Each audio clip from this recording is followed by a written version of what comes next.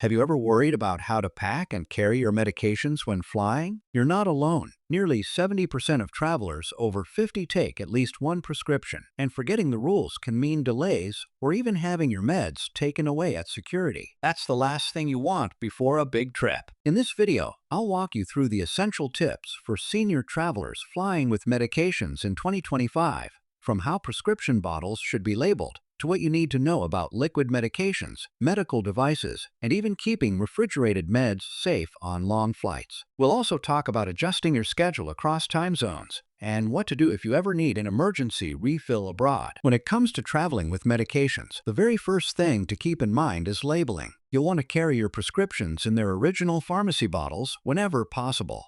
In the US, TSA doesn't technically require this, but customs officers in places like Canada and the UK often do. I've seen travelers in Heathrow delayed for over an hour because they had tablets in a weekly pill organizer without any proof of what they were. The easiest way to avoid this is to ask your pharmacist for smaller travel-size bottles with duplicate labels, which most pharmacies will print for free. Alongside that, carry a list of your medications with both the brand and generic names, since names can vary abroad.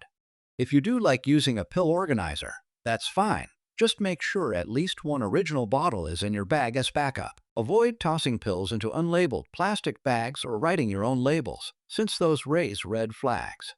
A good backup plan is keeping both a printed copy of your prescription in your carry-on and a digital copy on your phone.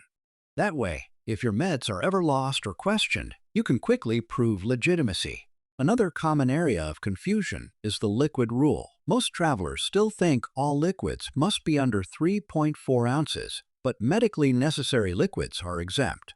That means insulin, heart medications, or even liquid antibiotics can be carried in larger amounts. The key thing to remember is to declare them upfront.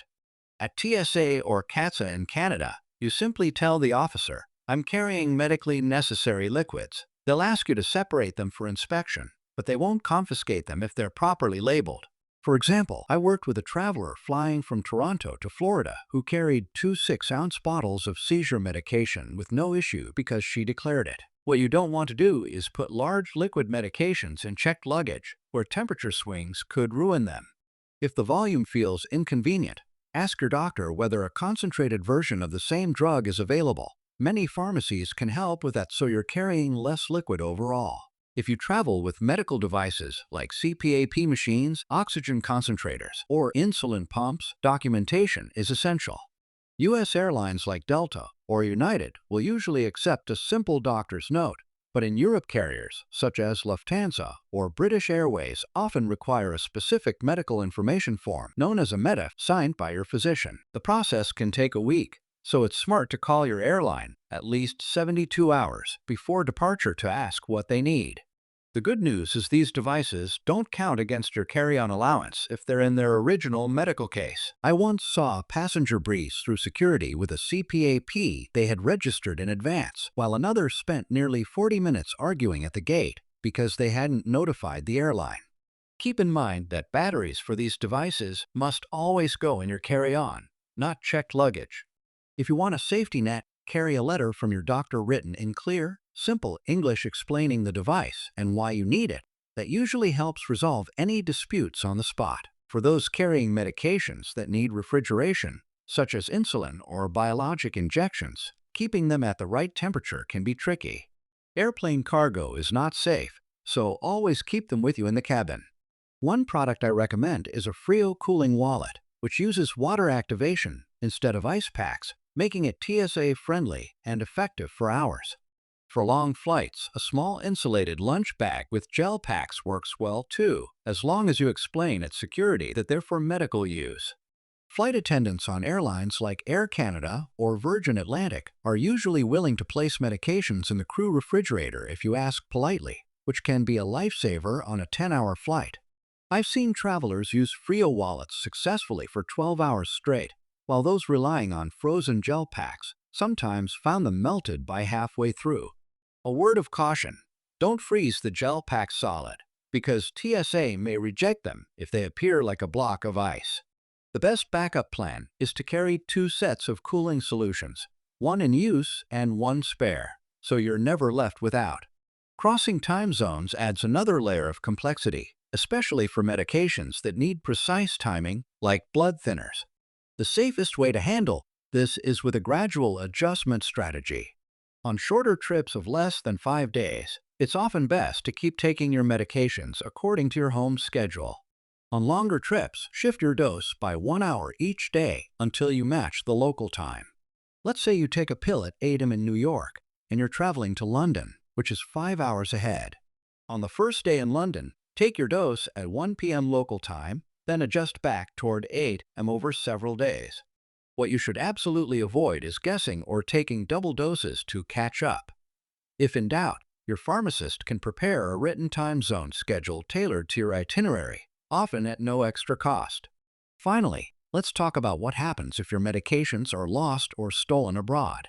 Starting in 2024, major travel insurance companies like Alliance and AIG Travel Guard began offering policies that cover medication replacement.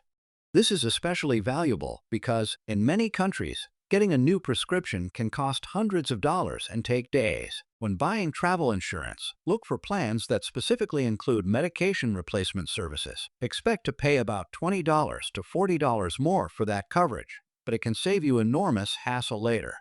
Always carry your doctor's contact information and a copy of your prescription. If you do need a refill, head straight to a hospital-affiliated pharmacy instead of a corner shop. They're much more likely to honor a foreign prescription. I worked with a traveler in Spain who lost her blood pressure pills.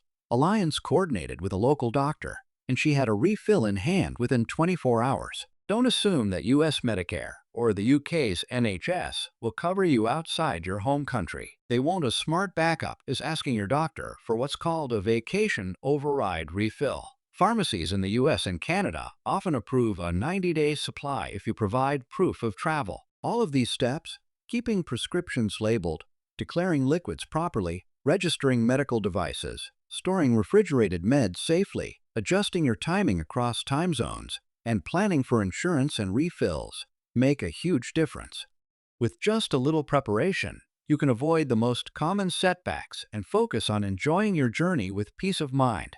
So, just to recap, keeping your prescriptions in the original labeled bottles can save you serious headaches at security.